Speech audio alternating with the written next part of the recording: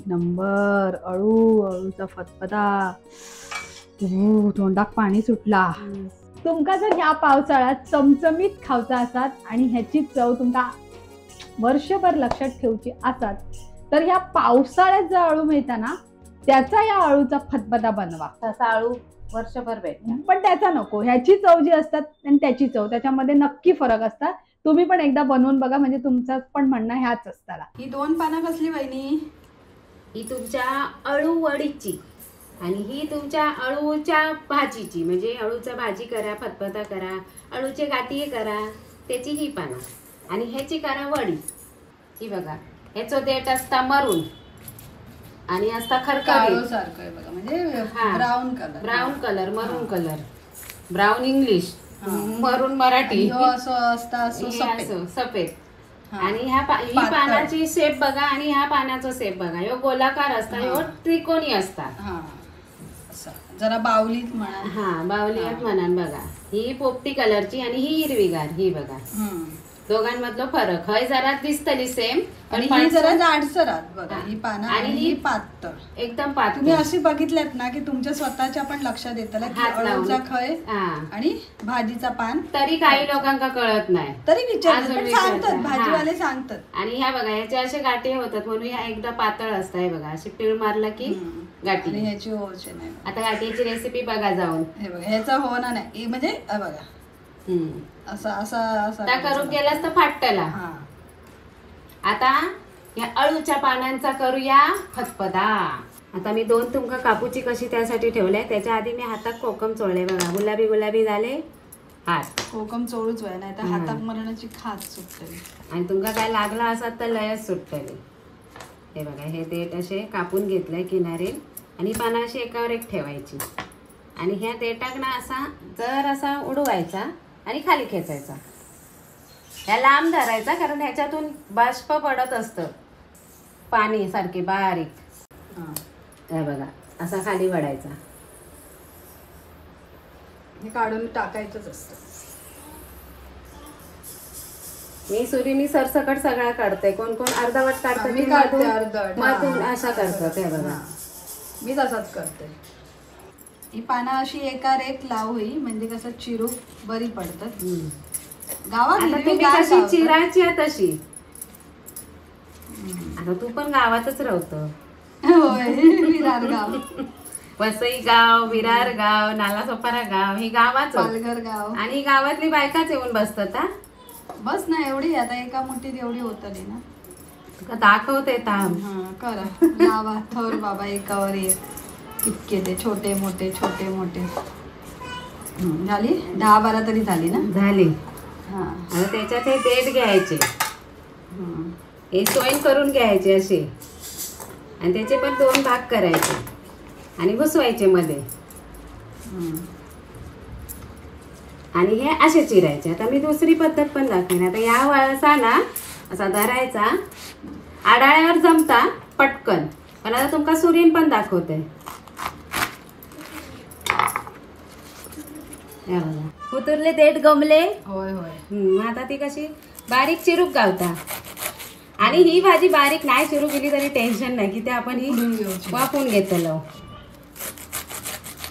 फक्त बोटा सांभाळ बघा. आता तुमची दोन्ही कामं एकत्र झाली ना. नाही तर त्या गाणं लक्षात आहे ना. वाचल्यात म्हणजे आता दुसरी पद्धत कितीच पद्धत नाही दुसरी. आता नाही सुरीच ना. सुरीच. आता कॅमेरा जवळ घेऊया. आता ही सेकंड ट्रिक. हे काय? हे का तुमका सुरी धारवाली वया याचा जोर काढा. नाही तर जाया मच्छी मार्केटमध्ये धारवाला जातो. येता आता हय येता ना. येता हय ओरडू तेव्हा आपलं तेवढं लक्ष वयो. तर शाळेत जात असाल तर कधी कमलो तर त्याला सांगायचं बाबा या बिल्डिंग खाली ये. त्या दिवशी एक बाई सांगत होती भैया जी अंदर आओ बिल्डिंग के नीचे. किती तुकडे करून घेतले आपले किती ते परत तसाच बघा. आणि ती कशी घट्ट मोठ मस्त येईल ना घडीची. ती मस्त. आणि त्याच्यासोबत दांडे पण चिरले गेले. आता दांडे वेगळे चिरूचे लागते. पण शक्यतो ह्याच पद्धतीने चिरतात. ती गोलवाली पद्धत कोण नाही जास्त करत. दांडे एकत्र धरतात आणि चिरतात आणि ह्या असा नंतर आपण इंग्लिश मध्ये बोलतो. नंतर आपण या मॅश करून घेतलो ना उकडलाच नाही.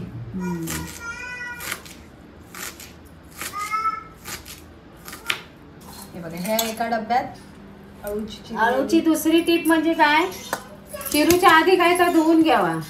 चिरलास आणि धुतलास की तुमचे हात मग असे खाजरत राहा. ते बाजू काय हे बघा डब्यात पौष्टिक शेंगदाणे. आता यात थोडा पाणी घालूया, याच्यात घेतला पाणी. या वेगवेगळा करतोय. तुमका जर चणे घालूचे असतील तर एकत्रच करा. पण कसा ह्या कसा मॅश करूचा असतं, आपल्या चणे काही मॅश करूचे नसतं. खाली शेंगदाण्याचं डबं, वर अळूचं डबं. आता त्याच्यात व्हायच पाणी अजून दे. दुसरं कुकर लावून घेऊया. रेसिपी गाजबार आहे तेव्हा सांग कुकर बाहेर काढलं. आता याचे किती शिटे? 3. 2 झाले तरी शिस्त. हा शिस्तले, पण आपण आपले शास्त्रानुसार 3 करतो ते 3 करायचे. आजच्या रेसिपीक लागणारं साहित्य या भरपूर सारा खोबरा. अगोदर 1 वाटीचा माप म्हणजे अर्धी कवड. तुका कसा कळा कोया ना म्हणा. पण ही मोठं नारळ. आता नारळावर पण असतात छोटो मोठो मीडियम साईज. की चिवचिवी. त्याच्यामध्ये कधी कधी म्हणा तुमचा अंदाज लाव होय, एकदम परफेक्ट मोजमाप नाहीये ना. तरी पण आज म्हटलंय जरा हसूया सुरुवाती. खोबरा नारळाच्या करटीतच घेऊया. आणि अशा प्रकारे नारळाच्या करटीपासून सुरुवात होतली. ती गावात जा आजूबाजू परिसरात स्वतःहून उगवता 12 महिने वर्षाच्या गावता. काय भरपूर सारा लोह असता, आयन असता, जा आपल्या शरीरासाठी खूप लाभदायक असता. सांगा, एवढे सगळे हिंट दिल्यावर तुम्ही गेस करू शकता. पटापट कमेंट करा. तोपर्यंत वहिनी सांगतली काय ता?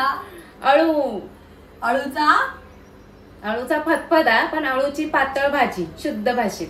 फतफदा त्या नावात जरा हसा घेता, पण अळूचा फतफदाच म्हणतात. आपल्या कोकणी बाजू फतफदाच म्हणतात. अळूचाच फतफदा केलेला.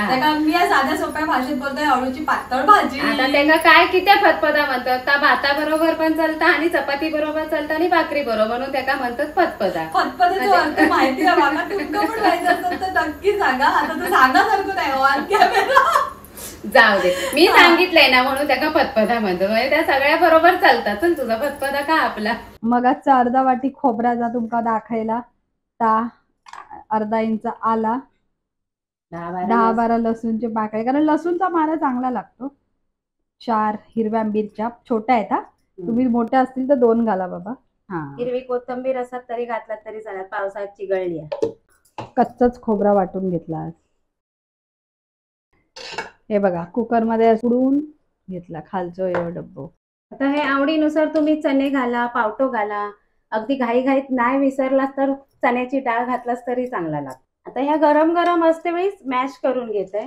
जर नाही झाला मॅश, आता ही कवळी पानं होती त्यामुळे होतला, पण जास्त पण मॅश नको. जरा जून पानं असतील ना तर तुम्ही मिक्सर मध्ये एकदा पल्स मोड वर फिरून घ्या. नको तर मग तर एकदम हे नाही जून पानं असतील तर नाही शिजणार. मग काय बरोबर नाही. ग्रेव्ही जरा पातळपणा दाटसरपणा येण्याच येतलो.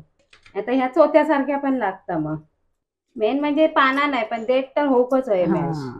तशा आपण बारीकच चिरल्या. चला, आमची आवडीची फेवरेट कढई. आता तिचं धूम. कढई तापली, मापानुसार तेल. लोक आता आणतली म्हणतली चल यांचा मापाचा तेल राऊंड दिलेला आम्ही पण आणूया ही कढई. त्याच्यानंतर आपलं मस्त असो काय सोडलं याला फेकल्या. ह्या बघा तेल उडाला. ह्यो बघा, ह्यो हात माझो आणि तो हात तुमचो. बघा आता हातावरून पण तुमका कळताला. कढई चांगली तापली होती. कांद्याने आणि लसणी लगेच बदलल्या. आपला पहिला वाटप घालूया. कच्चा असला तरी सुगंध भारी मस्त. असं ते चटणी सारखं वाटलं माहितीये. आता हाय सर आपण या फोडणीत घातलं. गावी काय लोक तेल खाणच नाही, कमी खातात. म्हणजे मी गावी गेलेले आहे तेव्हा माझी काकी सासू आहे ना, तिने एकदा केलेल्या ह्या सगळं असं करून घेतलेल्या आणि एक सर्कल घेतल्या गोल लाल मातीचा आणि त्या सर्कुलात ह्या सगळ्या कालवून घेतल्या. सगळा मसालो बिसालो शेंगदाणे सगळा आणि मग वर ठेवून ढवळल्या आणि वरसून असा जर असा 2 थेंबे तेल गळवल्यान म्हणजे ही भाजी तेलाशिवाय सुद्धा होता. तुम्ही म्हणतास ना तेलाशिवाय काय होत नाही, तर अशी तेलाशिवाय एकदा सर्क्युलच करून दाखवतो तुम्हाला. हा. अर्धा चमचा लाल तिखट आणि ह्यो अर्धा चमचा गरम मसालो. ह्यो कुटलेलो गरम मसालो त्या दिवशीचा उरलेलो हा बघा. असं जपून ठेवलं की कामी येताना. चिकनच्या रेसिपी. आणि हे आता शेंगदाणे.